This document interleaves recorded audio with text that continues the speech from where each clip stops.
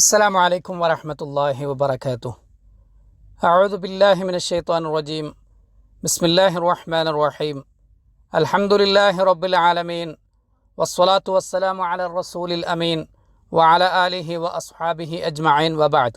ആദരണീയരായ സഹോദരങ്ങൾ, മെയ് മാസം 1-ാം തീയതി ബുയൂത്തുന ഹയാ, നമ്മുടെ വീടകങ്ങൾ നമ്മുടെ ജീവിതമാണ് എന്ന പ്രമേയത്തിൽ വീട് സജീവമാക്കി നിലനിർത്തുവാനുള്ള ഉപദേശങ്ങളും അങ്ങനെ ചെയ്യേണ്ടുന്നതിൻ്റെ ആവശ്യകതയുമാണ് ഈ ജുമുഅ ഖുതുബ പ്രതിപാദിക്കുന്നത്.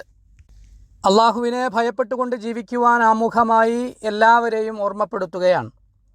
യാ അയ്യുഹന്നാസു തഖൂ റബ്ബക്കുമുല്ലദീ ഖലഖകും മിൻ നഫ്സിൻ വാഹിദ വഖലഖ മിൻഹാ സൗജഹാ വബസ്സ മിൻഹുമാ റിജാലൻ കസീറൻ വനിസാഅ.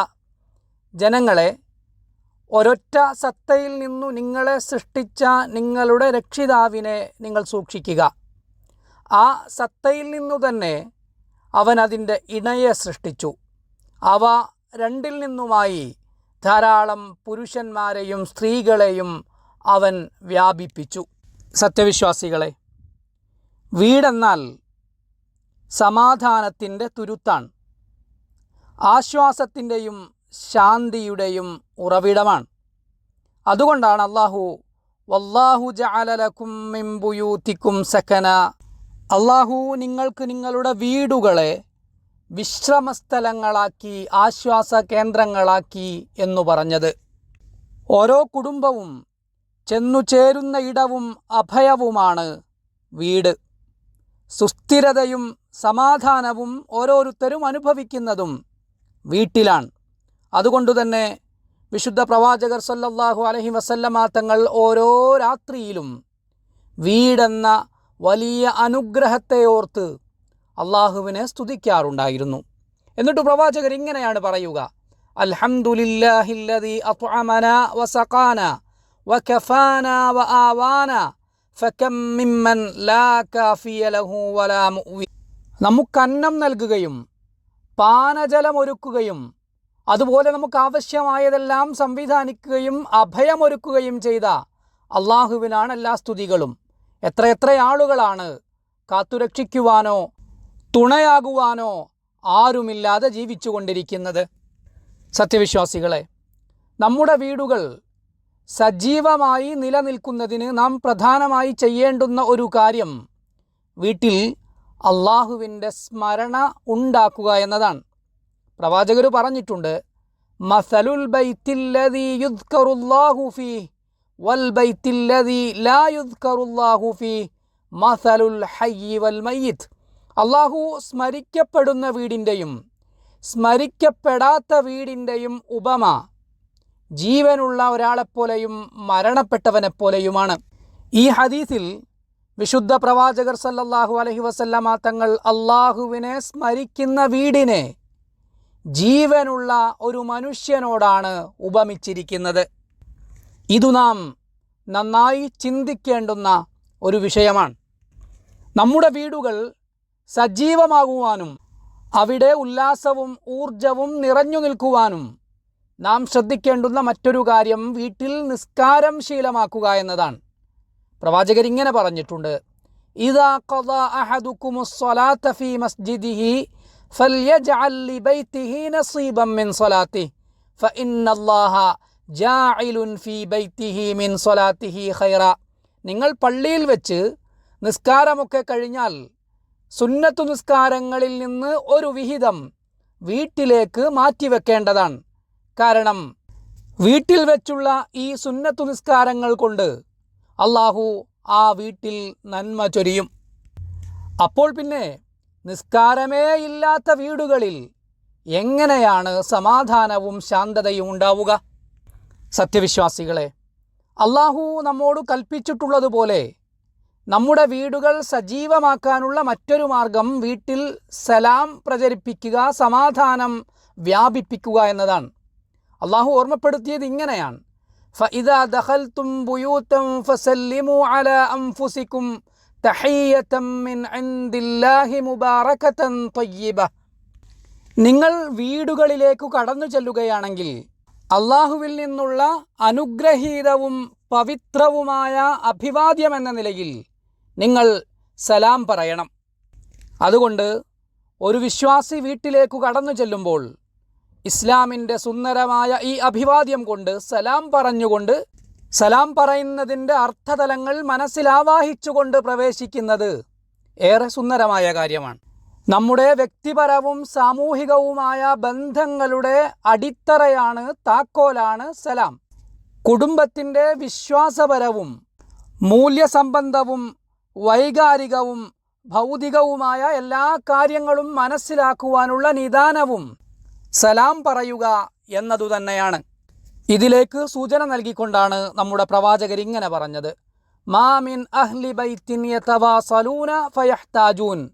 പരസ്പരം ബന്ധം സജീവമായി നിലനിർത്തുകയും പിന്നെയും ആവശ്യങ്ങൾ ബാക്കിയാവുകയും ചെയ്യുന്ന ഒരു കുടുംബവും ഉണ്ടാവുകയില്ല. അതുകൊണ്ട് പ്രിയമുള്ളവരെ, നാം നമ്മുടെ വീടുമായി ശക്തമായ ബന്ധം നിലനിർത്തുക. നമ്മുടെ മൊബൈൽ ഫോണുകളോ തിരക്കുകളോ ബാധിക്കാത്ത സുന്ദരമായ സമയം നമ്മുടെ വീട്ടുകാർക്കു വേണ്ടി നാം മാറ്റിവെക്കുക. കുടുംബത്തിനു നൽകേണ്ട സമയം മറ്റു കാര്യങ്ങളിൽ നാം വ്യാപൃതരാവുന്നത് കുടുംബത്തോടുള്ള അവഗണനയ്ക്ക് വഴിവെക്കും. കുടുംബത്തോട് നാം വരുത്തിയ വീഴ്ചകളുടെ പേരിൽ നമുക്ക് ദുഃഖം വന്നു ചേരാനും അതു കാരണമാവും.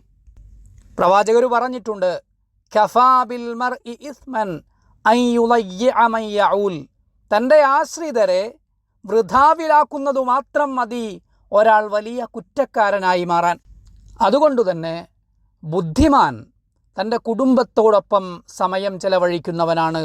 എളുപ്പത്തിലും ഞെരുക്കത്തിലുമെല്ലാം തൻ്റെ കൂടെ നിൽക്കാൻ കുടുംബമേ ഉണ്ടാവൂ എന്നു മനസ്സിലാക്കുന്നവനാണ്. തൻ്റെ ശേഷം എൻ്റെ കാര്യങ്ങൾ നിർവഹിക്കുവാൻ കുടുംബമേ ഉണ്ടാവൂ എന്ന ബോധ്യമുള്ളവനാണ്. അതുകൊണ്ട് പ്രിയമുള്ളവരെ, കുടുംബത്തിൻ്റെ കാര്യത്തിൽ അള്ളാഹുവിനെ നാം സൂക്ഷിക്കുക. കുടുംബത്തോട് നല്ല രീതിയിൽ മാത്രം സംസാരിക്കുക. സ്നേഹവും ബഹുമാനവും അവർക്കു പകർന്നു നൽകുക. അവരുടെ വീഴ്ചകൾ നാം പൊറുക്കുകയും അവരുടെ അപാകതകളിൽ നാം സൂക്ഷ്മപരിശോധന നടത്തുന്നത് ഉപേക്ഷിക്കുകയും അവരെ വേദനിപ്പിക്കുന്ന സംസാരം പരമാവധി വേണ്ടെന്ന് വെക്കുകയും ചെയ്യുക. തർക്കത്തിൻ്റെ കാരണങ്ങൾ നാം ഉപേക്ഷിക്കുക. കുടുംബത്തോടൊപ്പം സഹനശീലരായി, കരുണാർദ്രരായി, സമർപ്പിതരായി, മാന്യരായി, യുക്തിമതികളായി, അനുകമ്പാശീലരായി നാം നിലകൊള്ളുക.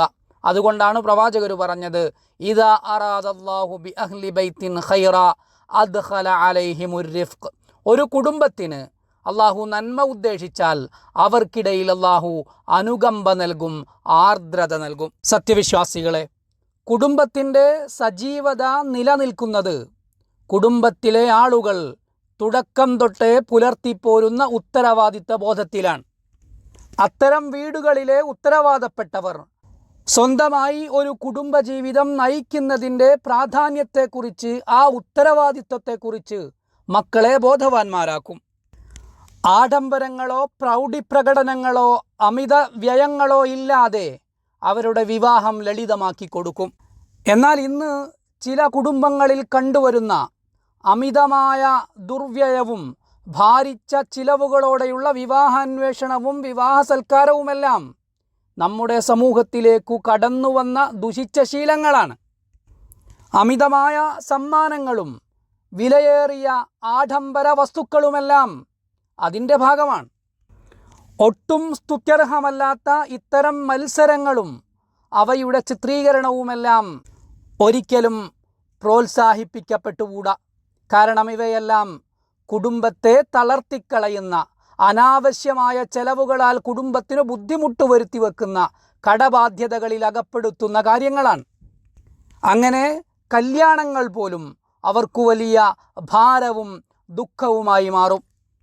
സന്തോഷവാനാവേണ്ടുന്ന കല്യാണ സാഹചര്യത്തിൽ പോലും കടബാധ്യതയുടെ ഭാരം അവനെ ആട്ടിയോടിച്ചു കൊണ്ടിരിക്കും. അതുകൊണ്ട് നമ്മുടെ മക്കൾക്കു നാം ലാളിത്യം പഠിപ്പിക്കുക. അതാണ് നമ്മുടെ പ്രവാചകരുടെ ചര്യ. നമ്മുടെ പൂർവ്വപിതാക്കൾ സഞ്ചരിച്ചു വന്ന മാർഗവും അതുതന്നെയാണ്. കുടുംബത്തിൽ വിവാഹ ചെലവുകൾ കുറയുന്നുവെങ്കിൽ അവിടെ അള്ളാഹു ഐശ്വര്യം ചൊരിയും. ആ കുടുംബത്തിന് അള്ളാഹുവിൻ്റെ തണലുണ്ടാകും. അള്ളാഹു അവർക്ക് വിഭവങ്ങൾ നൽകും. അത് അള്ളാഹു തൻ്റെ സൃഷ്ടികളിൽ നടപ്പിലാക്കുന്ന രീതിയാണ്. അതുകൊണ്ടാണ് നമ്മുടെ പ്രവാചകർ ഇങ്ങനെ പറഞ്ഞത്, ഇന്ന മിൻ യുംനിൽ മർഅ തൈസീറ ഖിത്ബതിഹ വ തൈസീറ സദാഖിഹ. ലളിതമായ രീതിയിൽ വിവാഹാന്വേഷണം നടത്തപ്പെടുവാനും ലളിതമായ രീതിയിൽ മഹർ നൽകുവാനും സാധിക്കുക എന്നത് ഒരു സ്ത്രീയുടെ ഐശ്വര്യത്തിൻ്റെ നന്മയുടെ ഭാഗമാണ് എന്ന്. ഈ മഹത്തായ രാജ്യത്തിൻ്റെ ആദരണീയമായ നേതൃത്വം വിവാഹ ചെലവുകൾ ലഘൂകരിക്കുന്നതിനായി ധാരാളം പദ്ധതികൾ ആവിഷ്കരിച്ചിട്ടുണ്ട്.